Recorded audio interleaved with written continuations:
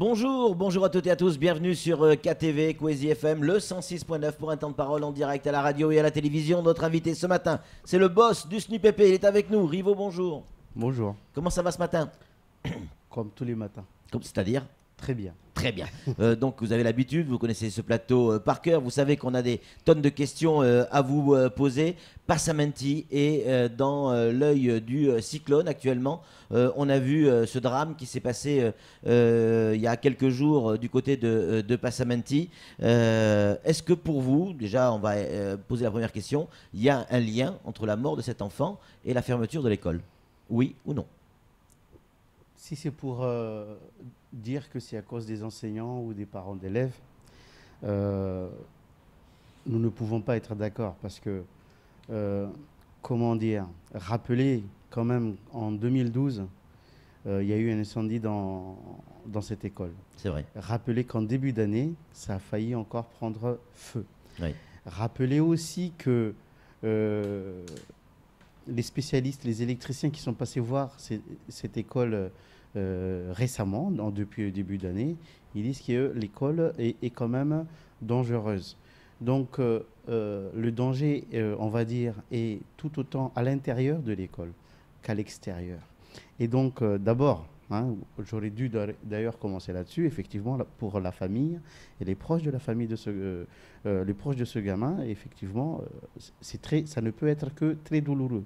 Mais aujourd'hui, si c'est pointé du doigt ceux qui se mettent en action pour faire évoluer les choses, ou ceux qui sont censés accueillir ces gamins-là, je pense qu'on vise très mal. On vise très mal. Il faut rappeler que l'école de Cavadi Passamenti Stade a bénéficié du fonds de relance de 2009 à l'époque de François Fillon. Un ministre était venu ici, ils ont tous paradé. Mais me semble-t-il, en tout cas, je ne suis pas spécialiste, mais c'est de bricolage en bricolage, on est arrivé aujourd'hui à une école où l'équipement, enfin l'électricité est dangereux et qu'il faut ne pas l'activer. Oui, alors il y a eu une expertise sur cette école. Là, on a reçu un SMS d'un papa. Bon, je vous passe tout le début où il est effectivement très très en colère. Il devait y avoir effectivement des travaux dans cette école qui devaient être réalisés pendant les vacances. Ça n'a toujours pas été fait. Les enfants là sont à la maison, c'est ce qu'il nous explique. Il explique également qu'il s'est entretenu avec la maîtresse de sa fille. Un expert a été mandaté et il a été très clair, l'expert. Les enfants sont en danger de mort avec un tel réseau électrique. Je suis effaré par un tel laxisme, que ce soit du côté de la municipalité ou du côté du vice-rectorat. Il faut que les choses changent vite. Non. Qui est responsable, Quand Rivo? on dit cela, il ne faut pas se voiler la face. L'école devrait fermer. Et à l'initiative des responsables de cette école. À l'initiative des responsables. C'est-à-dire la mairie.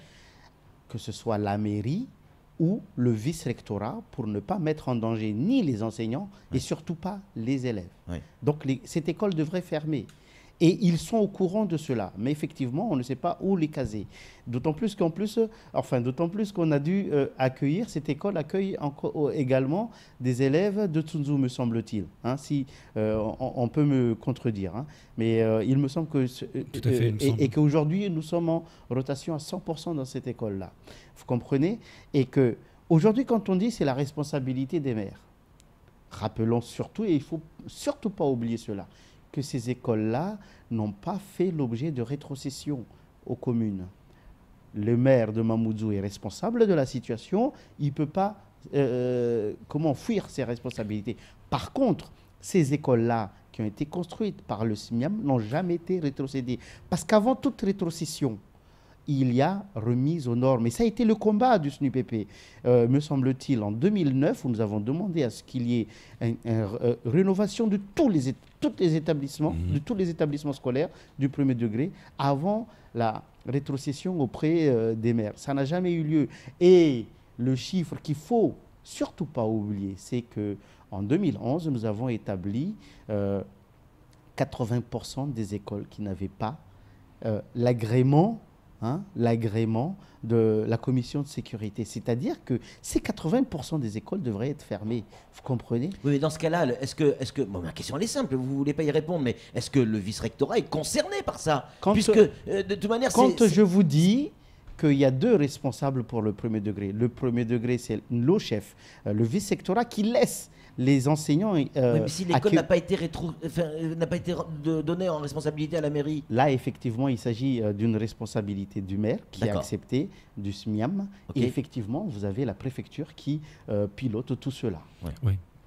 Bon, Samuel Bocher, le rédacteur en chef de France Mayotte Matin, a une question à poser, Rivo. Mamoudzou est un cas bien particulier quand même, parce qu'il y a eu du courage du côté du maire, Majeni Mohamed. Souvenez-vous, quand il a été élu, il a dit 80% des écoles sur le territoire n'ont pas l'agrément, je les ferme. Et elles resteront fermées tant qu'elles ne seront pas rénovées. C'est le préfet qui lui a dit non, vous devez ouvrir les écoles malgré le fait qu'il n'y ait pas les agréments de sécurité. C'était Seymour Morsi à l'époque qui avait appuyé. Donc si je regarde bien, c'est une responsabilité directe du préfet qui oblige l'ouverture de ces écoles. J'aimerais bien voir l'écrit du préfet Seymour Morsi qui impose au maire d'ouvrir ces écoles. Je ne pense pas. Mais en tout état de cause, quand on prend une responsabilité et quand on s'engage, par exemple, à rénover les écoles, ces écoles-là, c'est qu'on est d'accord qu'il y a des problèmes et qu'on essaie de les régler. Mais on doit être également conscient des conséquences. Et le cas de Passamenti Stade, c'est qu'il y a eu plusieurs fois risque d'incendie et qu'il y a danger de mort dans cette école. Et que véritablement, s'il y a quelqu'un qui devrait prendre ses responsabilités, c'est à la fois le maire, à la fois la vice-rectrice qui dit non, je ne mets pas en danger ni mes personnels, ni les élèves. Est-ce qu'on est dans la surenchère de la communication, Larrivo? Parce que ce que vous dites est grave. Et c'est vrai que nous, observateurs, on a du mal à... Surenchère de la communication, oui. C'est vous qui m'avez demandé de venir, je voulais pas... Non, mais sur les propos tenus. Danger de mort dans une école. Mais c'est pas moi qui l'ai dit, ce sont les gars qui font de l'électricité, qui jouent avec les fils, qui ont constaté que la prise de terre n'est pas reliée à l'installation et que ça ne sert à rien et que c'est dangereux et que ça peut prendre feu et que de toute façon ça disjoncte à chaque fois qu'on essaie de rétablir ou d'allumer les ampoules. Donc qu'est-ce qu'il faut faire? Les gamins donc ne vont pas à l'école et après qu'est-ce qui se passe? Parce qu'une fois qu'on l'a dit, ok, très bien, il y a danger de mort dans une école, très bien, elle est fermée, et elle est fermée depuis pas mal de temps, et les travaux n'ont pas été faits, et vous le disiez très justement tout à l'heure, il n'y a pas que Passamenti dans ce cas-là. Donc qu'est-ce qu'on fait? On parle quand même d'enfants. Ça fait quand même plusieurs années que nous menons un combat là-dessus et on n'était même pas encore arrivé à ce genre de situation.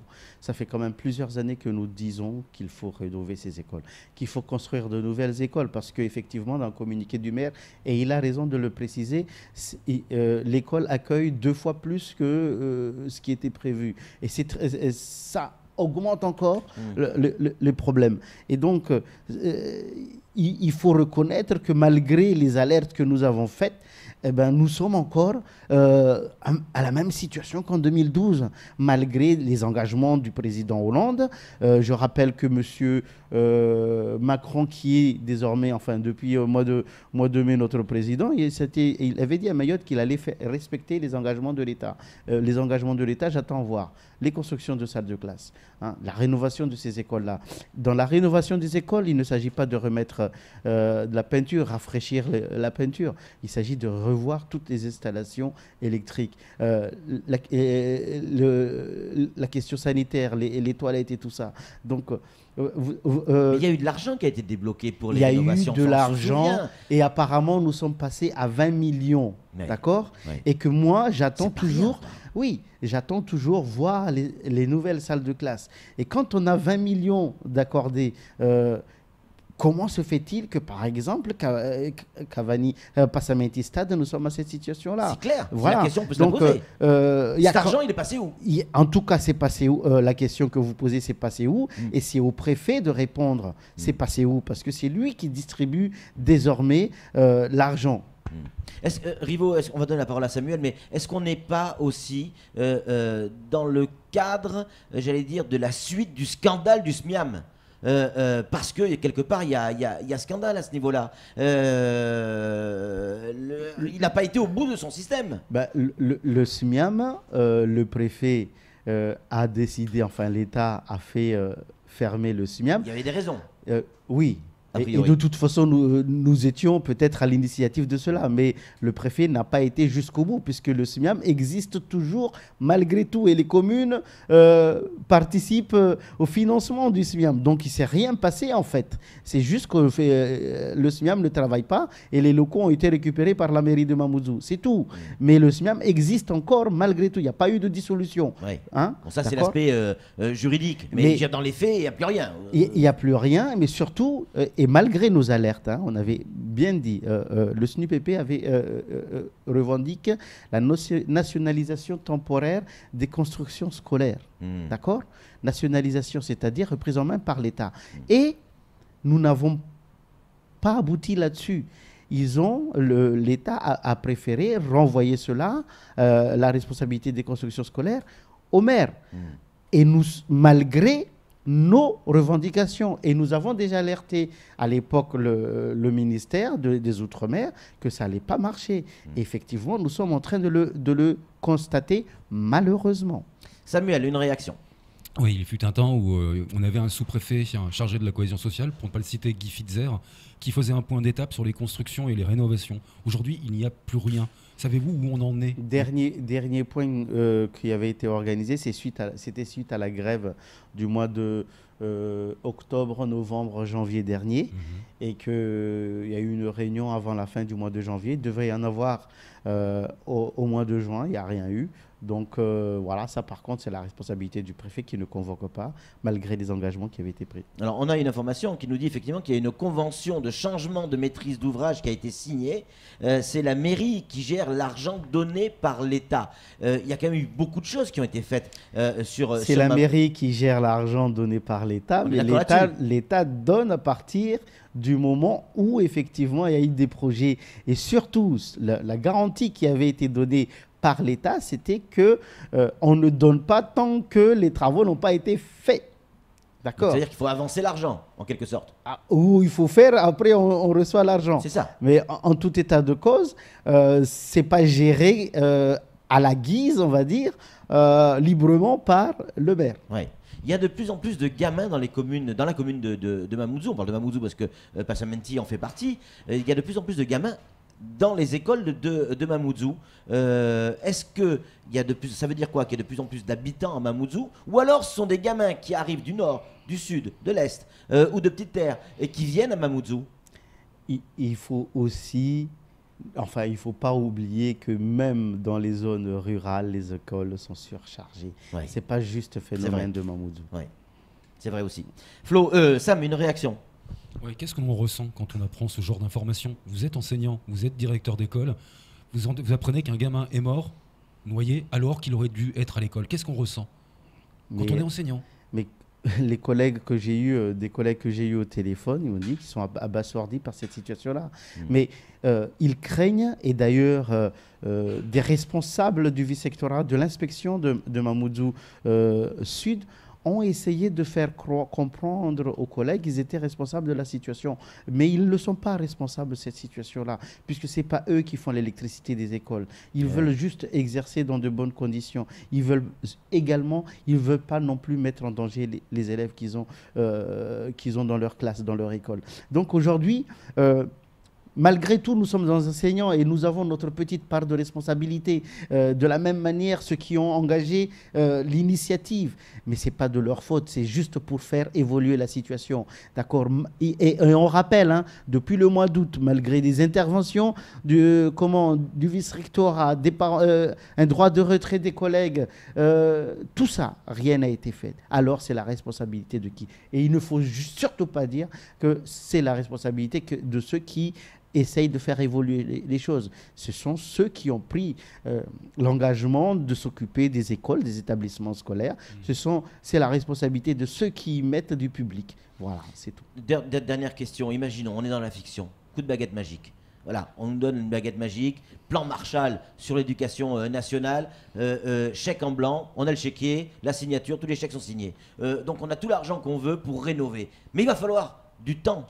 Il va falloir du temps pour rénover et reconstruire. Ça veut dire que pendant tout ce temps, même si on a des chèques en blanc, nos gamins vont être en danger de mort? Bah, il y a 80% des écoles qui ne remplissent pas les conditions.